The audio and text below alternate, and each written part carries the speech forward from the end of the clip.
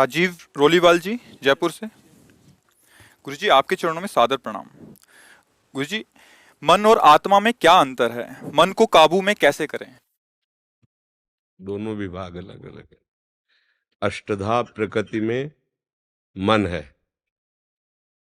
और परा भगवान का अंश स्वरूप जीवात्मा है। जीव शब्द देहाशक्ति के कारण उसको कहा गया।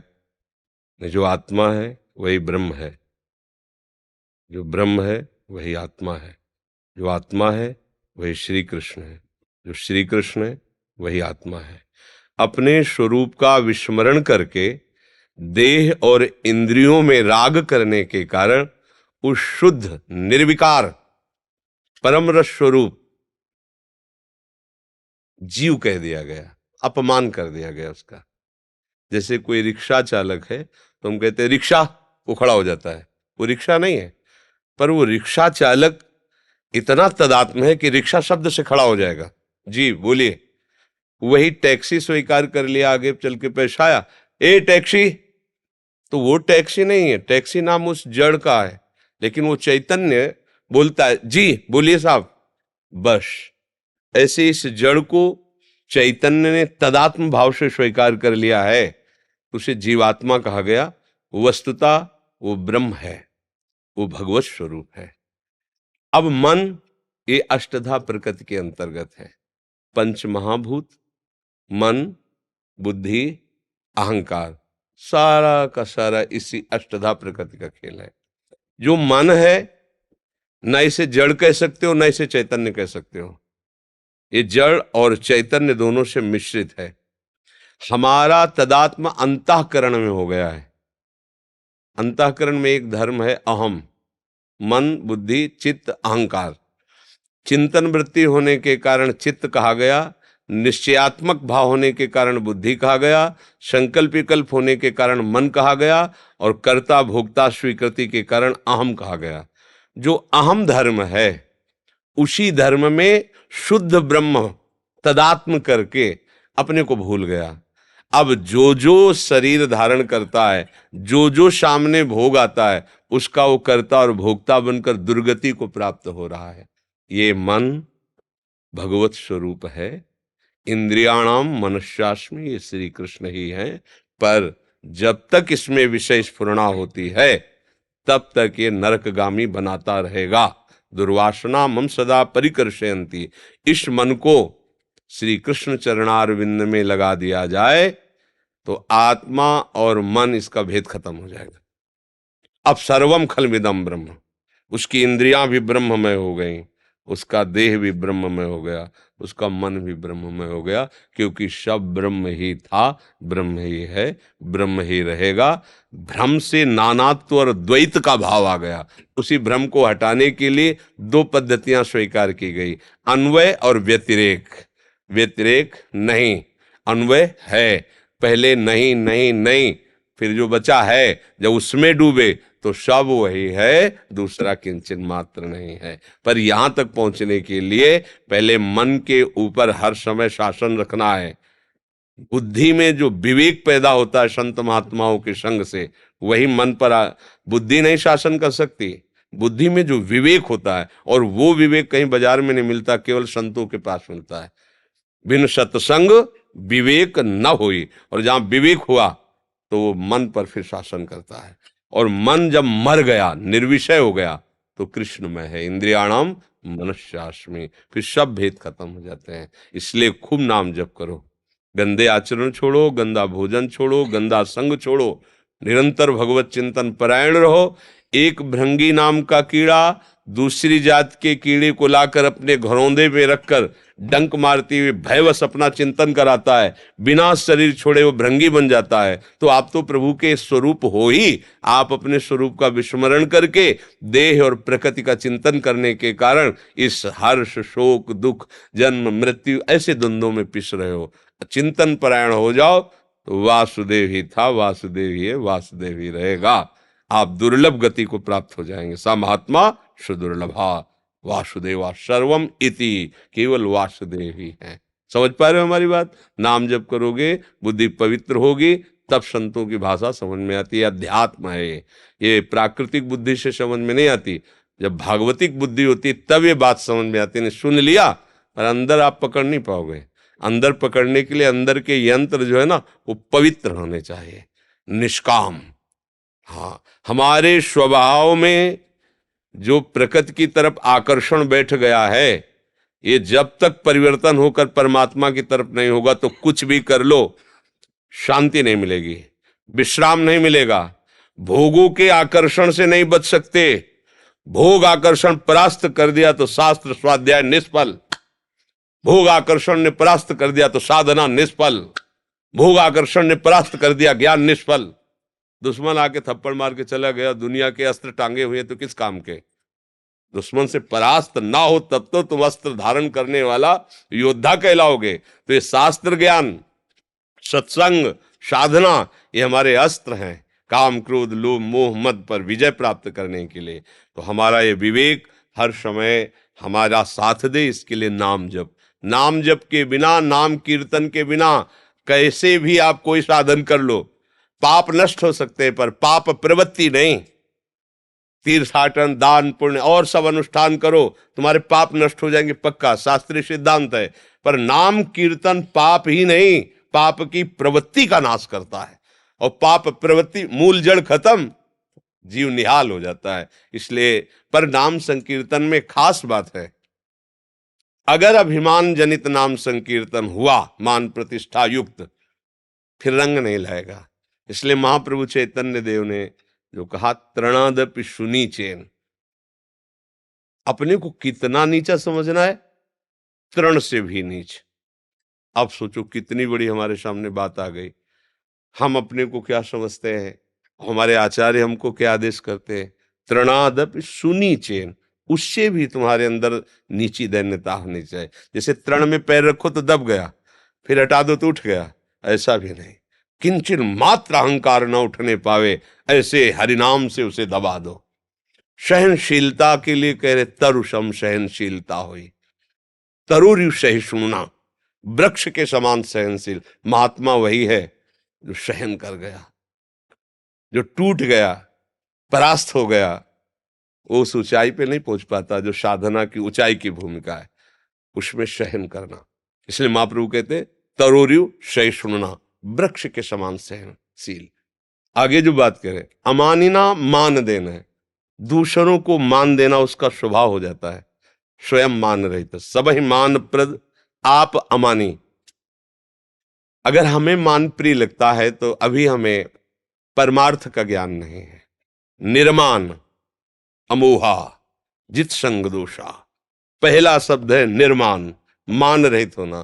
क्योंकि मान प्राकृतिक क्रिया है और ये देह संबंधी है और देह में हूं नहीं, इसलिए मान प्रिय लगना नहीं चाहिए। तो अपमान अपने आप आपको अप्रिय नहीं लगेगा। तो महाप्रभु कह रहे नाम संकीर्तन कब आपके ऊपर रंग लाएगा, जब अमानिना मान देना।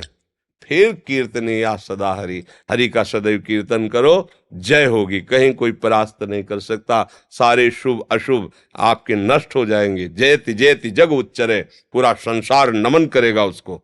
जिसके शुभ अशुभ नष्ट हो गए वो जहां खड़ा हो जाएगा, मम भक्ति युक्तो भुवनम पुनाद, सारे भुवन को पावन करने की सामर्थ्य भगवत प्रेमी महात्मा में होती है। खूब नाम जप करो। गंदा भोजन, गंदा संग, गंदे आचरण, ये अगर बने रहे तो नाम जपते हुए भी रंग नहीं आएगा नाम का। जैसे दवा खा रहे हैं, परहेज ना करोगे तो जल्दी रोग नष्ट नहीं होगा, पीड़ा और बढ़ सकती है। इसलिए नाम जप कैसे करना चाहिए, उस रहने से रहो। गंदा भोजन जो हम भगवान को भोग नहीं लगा सकते, गंदे लोगों का संग जिनके संग से भजन छूट जाए, गंदे आचरण जिनको भगवान कहते नहीं करना चाहिए, वो हम ना करें और नाम जप करें। तो इसी जन्म में हमें अपने स्वरूप का बोध हो जाएगा, भगवान का साक्षात्कार हो जाएगा। क्योंकि ये जन्म मिला ही है भगवत प्राप्ति के लिए, दूसरा कोई कर्तव्य नहीं, एक ही कर्तव्य। सावै पुंसाम परो धर्मो यतो भक्ति अधोक्षजे, भगवान अधोक्षज श्री कृष्ण के चरणारविंद में प्रीति हो जाए, यही हमारा परम धर्म, यही हमारा परम कर्तव्य है। महर्षि, जानने और मानने में क्या अंतर है? हमें ध्यान किसका और कैसे लगाना चाहिए जिससे भगवान को जाना जा सके? प्रभु को मान के जाना जाता है, प्रभु को मान के जाना जाता है। क्यों? क्योंकि तुम्हारी सामर्थ्य नहीं कि तुम उसे जान सको। सोई जाने जे देहु जनाई, वही जानता है जिसको वो जनाता है, और फिर जानत तुम्हें, और जो जान गया तो जिसको जाना वो वही हो जाता है। ब्रह्मविद ब्रह्मवि भवति। तो उत्तम बात है मानकर जानना। पहले विश्वास करो प्रभु हैं, फिर प्रभु मेरे गुरु हैं, मेरे आचार्य हैं, मेरे मित्र हैं, मेरे पति हैं, मेरे जो भाव कर पाओ। हमारे आचार्यों ने तो सब भाव दिए, शांत भाव, दास्य भाव, सखा भाव, वात्सल्य भाव, गोपी भाव, सहचरी भाव। जो भाव आप कर पाए प्रभु से संबंध स्वीकार कर लीजिए, क्योंकि हमारे संबंधी हैं। बस उसी संबंध से चिंतन कीजिए तो जान जाओगे, क्योंकि वो ही जनाएंगे। ऐसा कोई भी नहीं है कि अपनी बुद्धि से भगवान को जान सके। राम अतर्क्य बुद्धिमन बानी, सामर्थ्य नहीं। जब हम प्रभु को अपना मान करके, क्योंकि अपने हैं और उनका आश्रय लेकर भजन करते हैं, तो गुरु रूप से, संत रूप से, हृदय की प्रेरणा रूप से वो आके बैठ जाते और मुझे अपना परिचय दे देते हैं। प्रभु को वही जान सकता है जिसे प्रभु जना रहे हैं। तो कैसे जाने?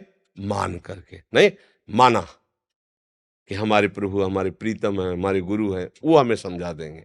अब दूसरा सिद्धांत, ज्ञानी जानकर मानता है और भक्त मानकर जानता है। ज्ञानी प्रयासरत रहता है, मिथ्या मिथ्या मिथ्या, ये नहीं ये नहीं ये नहीं ये नहीं, मैं प्राण नहीं हूं, मैं बुद्धि नहीं हूं, मैं मन नहीं हूं, मैं चित्त नहीं हूं। पूरा प्रयास करते करते अंतिम में वो कहां पहुंचता है?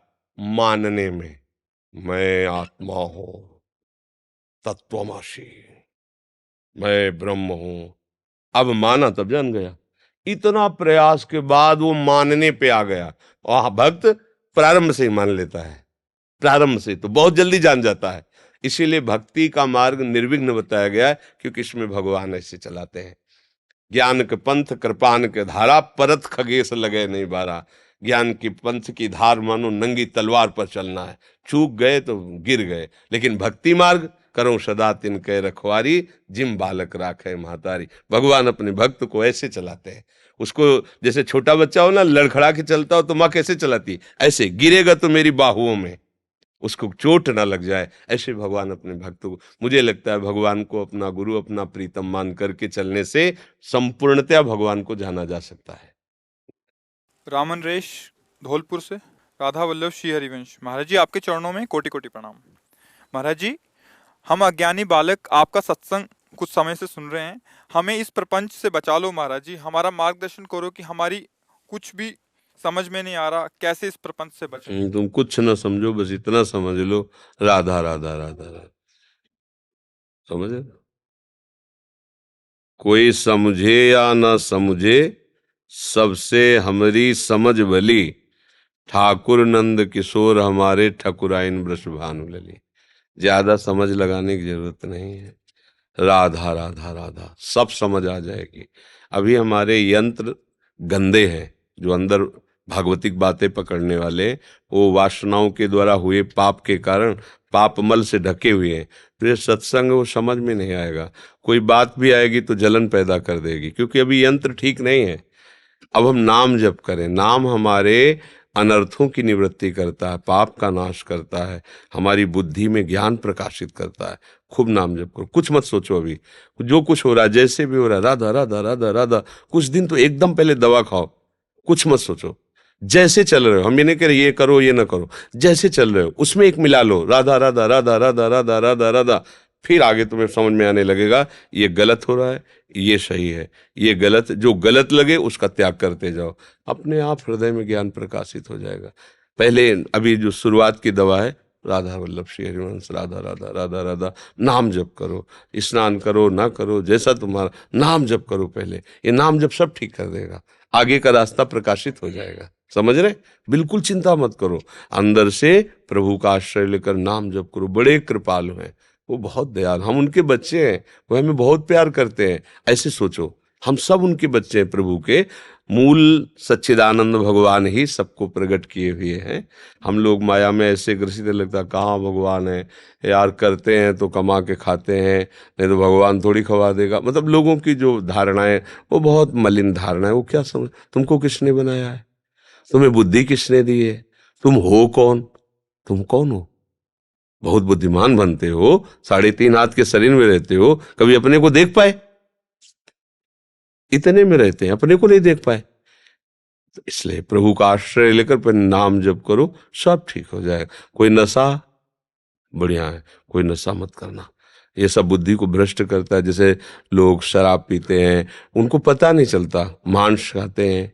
जैसे आपने कहा था कि बाहर की चीज नहीं खानी, मैंने यूट्यूब पे सुना। अब बच्चा देखो, कुछ बातें ऐसी होती है जिनका निराकरण कर लेना चाहिए। पहले सुनो, ये हम अपने उन वैरागी संतों के लिए आदेश किया है जो लंगोटी बंद आजीवन ब्रह्मचारी भगवान के मार्ग में।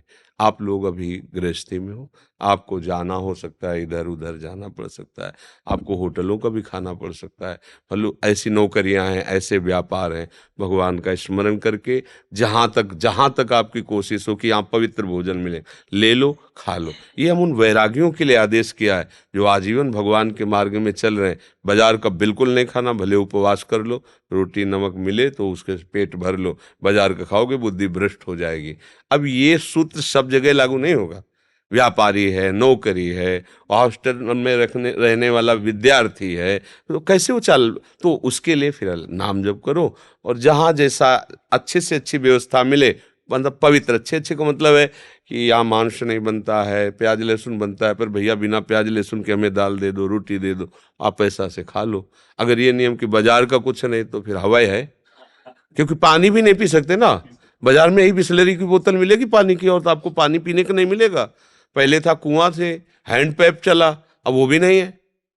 आप कहीं भी पानी पानी नहीं पी सकते। देखो कलयुग का, पानी नहीं पी सकते। अगर पीना है तो पैसा है तो बिस्लरी की बोतल खरीदो।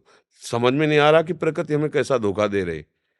कितना शीतल निर्मल कुएं का जल पीते ही प्यास बुझ जाए और पौष्टिकता आती थी। अब बिना वो फिल्टर किए वाला पानी पिए तो बीमार हो जाओ। देखो, और पानी की सुविधा खत्म हो गई। देखो कैसा समय आ गया।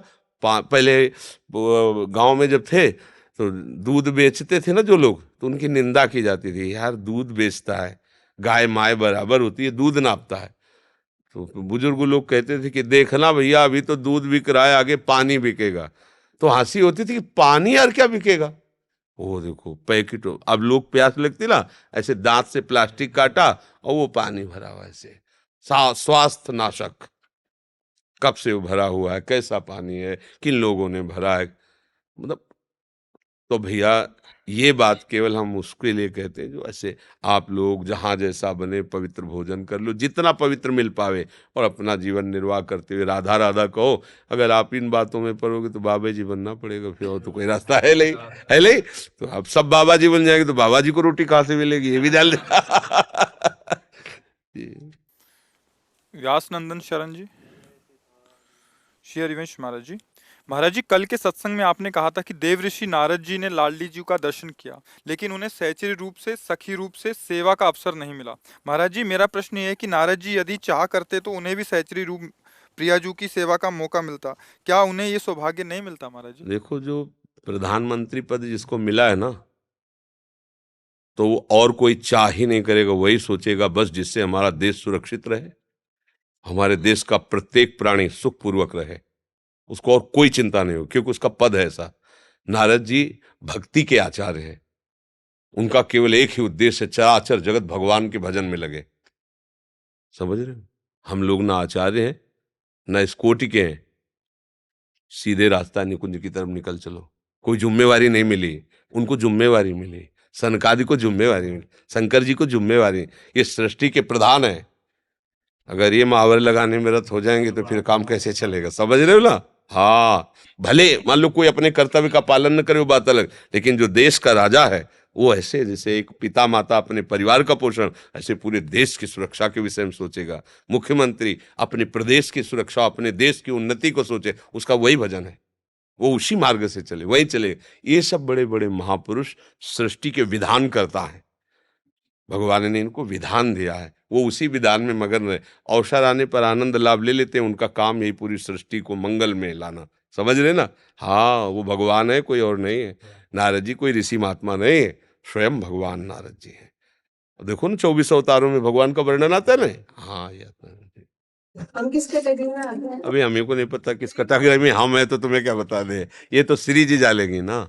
अपने लोगों को केवल कटागरी नहीं देखनी और ये संशय नहीं करना, अपने को केवल इतना देखना मैं जैसा हूं श्री जी का हूं। कैसा हूं हमारी श्री जी से पूछो। हम कैसे हैं हमसे कोई मतलब नहीं। हम किनके हम इसमें जीते हैं, हम किनके हैं इसमें जीते हैं। हम कैसे हैं इसका उत्तर हम नहीं दे पाएंगे, ये हमारी श्री जी देंगी। क्योंकि अगर हम इसमें लग जाएंगे हम कैसे हैं तो अभी हम चिल्ला कर रो पड़ेंगे, जीना मुश्किल हो जाएगा। और जब हमें लगता है हम किनके हैं तो आनंद से छाती फूल जाती है और नाचने का मन करता है। भरत जी जब राम जी से मिलने जा रहे हैं तो जब चित्रकूट में कदम बढ़ा रहे हैं तो जब ये आता है कि मेरे कारण प्रभु को वनवास हुआ, कदम रुक जाते हैं। कैसे मुंह दिखाऊं, मेरे कारण प्रभु का राज तिलक रुका और 14 वर्ष का वनवास। माने इन्हीं को तो निमित्त बना के बोला कैकेयी जी ने, भरत जी को राज्य, राम जी को 14। एकदम अपनी तरफ देखते हैं तो कदम, पर जब उनके स्वभाव की तरफ देखते हैं तो दौड़ पड़ते हैं मिलने के लिए। अगर हम अपनी तरफ देखेंगे तो हमारे कदम रुक जाएंगे, चलने लायक नहीं है। और जब प्रभु की तरफ देखते हैं, उनके स्वभाव की तरफ, तो हृदय आनंदित हो जाता है। मेरी लाडली नेक हूं न रिस्क हूं, भूल हूं न हो सकी। बस हम किनके हैं ये ठसक रख ले, हम किस कैटेगरी में, हमारी कोई कैटेगरी नहीं है, हमारी कोई भी स्थिति नहीं है, हम श्री जी के हैं। देखो हरिवंश महाप्रभु कहते क्वाहम तुच्छः परम अधमः प्राण्यो गर्ह कर्मा। ये हमारे स्वामी हैं, हमारे आचार्य हैं। क्या बोल रहे श्री जी की दास्ता में, कहा मैं तुच्छ अधम, तो हमारी कोई कैटेगरी होगी। हमारे आचार्य क्या बोल रहे, समझ रहे ना हमारी बात। हम लोग श्री जी के हैं। ये ठसक कैसे है, श्री जी से फोन से बात करो, ये कैसा है आप बात कर लो, आपकी ताकत हो तो। हमारे यहाँ कैसे का प्रश्न नहीं है, किनके का प्रश्न है। किनके है, हम श्री श्यामाजू के बल अभिमानी, इसी से हमारा काम बनेगा। हम कैसे हैं फेल हो जाएंगे। अगर हमारे अंदर पारे वो डाला गया ना थर्मामीटर की, कितना पावर, बुखार कितना है, फेल हो जाएंगे हम। पास है किससे, महारानी जी की मुस्कुराहट से, उनकी कृपा से। तो ये प्रश्न ही नहीं आना चाहिए शरणागत के अंदर। बसंत जी सिरसा हरियाणा से। जय सिया राम महाराज जी। महाराज जी गोसाई जी तुलसीदास जी की एक पंक्ति है, यही दरबार रीति सदा चली आई, दीन दयालु दीन तुलसी की काहू ना सुरती कराई। महाराज जी इसका अर्थ समझना चाह रहे थे। भाव उसका है कि आज तक किसी भी दरबार में कि तुलसी भी इस विश्व में है और आपका है, ये कहीं भी किसी भी दरबार में सुनने को नहीं मिला। प्रभु आपने ऐसी कृपा की कि मुझ जैसे को, यही दरबार दीन को आदर रीति सदा चली आई।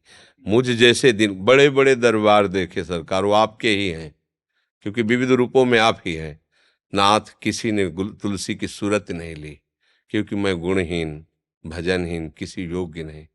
पर आज आपके साक्षात दरबार में जो मुझे प्यार मिला, जो मुझे दुलार मिला, नाथ मैं समझ गया कि दैन्यता ही आपके दरबार में प्रेम प्राप्त कर सकती है। गुणाभिमान तपस्याभिमान साधनाभिमान नहीं।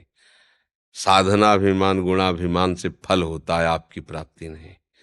पर जो दैन्य हो गया, जो मैं अपने अवगुण कहूं, बाढ़ई कथा पार नहीं लाहूं, ताते मैं कछु अलप बखाने, थोड़े मऊ समुझिए सयाने। गोस्वामी जी के वचन। कितना महान दैन्य महाराज है गोस्वामी जी, किसी को नहीं छोड़ा, सबके चरण वंदना की है अपने महान ग्रंथ रामचरितमानस। ये जो लोग नहीं जानते ना, बेचारे हैं, वो ऐसा बोलते हैं। गोस्वामी जी जो भी बोल रहे हैं वो भगवत स्वरूप वाणी है उनकी। पहले सब पढ़ लेना चाहिए। गोस्वामी जी सबको क्या मान रहे हैं, सिय राम में सब जग। उनके विषय में कोई कुछ बोले कि गोस्वामी जी गलत बोल रहे हैं, अरे पागल, उनकी जो स्थिति है वो तो जन्म जन्मांतर में नहीं प्राप्त कर सकता। वो जहां से बोल रहे हैं वहां तेरी पहुंच ही नहीं है। इतने बड़े महापुरुष हैं कि क्या है कि हम लोगों का जन्म उधर ही हुआ ना, तो गोस्वामी जी का ही प्रभाव, क्योंकि वहीं पास में इलाहाबाद राजपुर में महाराज का जन्म हुआ, तो छाई हुई, मतलब आज तक आप देखो कोई भी सत्संग ऐसा नहीं होगा जिसमें गोस्वामी जी याद ना आवे, क्योंकि ऐसे महापुरुष वो तो साक्षात भगवत स्वरूप है। तो यही कह रहे हैं कि आपके ही सब बड़े बड़े दरबार रहे, कहीं तुलसी की पूछ नहीं हुई। हे दीन बंधु, आज आपके दरबार में मुझे, आप अन्य दरबार कोई सुनाया नहीं आपको कि कोई तुलसी भी है कोई। पर सरकार, मुझे अब पता चला कि हमारी सुनाई पुकार क्यों नहीं जाती थी, कहीं ना कहीं कुछ अहम था। आज मुझे पता चला यही दरबार दीन को आदर, यहाँ दैन्य होकर जो आ गया, ये दीन प्यारे वेद पुकारे। वेद ऐसा कहते हैं कि हमारे प्रभु श्री राम को, श्री हरि को कौन प्रिय है? जो दैन्य हो। समझ में आ रहा है ना? किसी साधन बल से, किसी योग्यता से, गुण से, तपस्या से इस दरबार में सुनवाई नहीं होती। अपबल तपबल और बाहुबल चौथो बल है दाम, सूर किशोर कृपाते सब बल हारे को हरि नाम। दैन हारे का मतलब ऐसे, बस समझ गए, मेरे बनाए न बनेगी, नहीं बन पाएगी नाथ, आपके बनाए बनेगी। भाव, आंतरिक भाव गोस्वामी जी कह रहे हैं। गोस्वामी जी के चरणों में प्रीति हो जाए, बस विश्वास। हाँ, गोस्वामी जी के चरणों में प्रीति तभी होगी जब राम जी के चरणों में भाव रखोगे, और राम जी के चरणों में प्रीति तभी होगी जब गोस्वामी जी के चरणों में भाव रखोगे। बात समझना है, क्योंकि गोस्वामी जी के पास जो है उसमें तुम्हारी मातृ बुद्धि होगी तो गोस्वामी जी प्यारे लगने लगेंगे, और गोस्वामी जी प्यारे लगने लगेंगे तो जो उनके पास है उसका साक्षात्कार हो जाएगा। समझ रहे ला? खूब नाम जप करो, नाम जप हर समय जिह्वा से नाम जप चलना चाहिए, अंदर ही अंदर नाम जप। और कभी ज्ञान का अभिमान ना आने पाए कि मुझे कुछ जानकारी है, नहीं, सब धूल पड़ जाएगी। मैं कुछ जानता हूँ, क्या होता है ना कि थोड़े ज्ञान में अपने को ऐसा लगने लगता है मुझे बहुत ज्ञान, ये आने ना पावे। जहाँ कहीं ऐसा आवे तो प्रभु की तरफ देख करके रो कि देखो प्रभु, आपने सिखाया है, आपने दिया है, और व्यर्थ का अभिमान अंदर बैठा हो कि मुझे जानकारी है, नाथ इसका अपहरण कर लीजिए। ये करना चाहिए, कभी कभी ऐसा देखना चाहिए अंदर बैठ करके, अपने को केवल, दूसरों को नहीं, कि कहीं मुझे ऐसा तो। जब आप अंदर झांक के देखोगे तो आप भगवान का भजन करने वाले को नेत्र भगवान देते हैं आंतरिक, वो अपने दोषों को देखता है। छोटा सा दोष भी उसे पहाड़ जैसा दिखाई देता है। जैसे वो ने शीशे होते ना, ऐसे फिट कर लिया तो 1 किलोमीटर दूर की चीज जो बहुत छोटी दिखाई दे बड़ी दिखाई देती है। तो संतों की दृष्टि में ऐसा होता है कि उनको अपने दोष, तिनके जैसे दोष को पहाड़ जैसे देखते हैं, और दूसरे के पहाड़ जैसे दोष को तिनके की भी तरह नहीं देखते।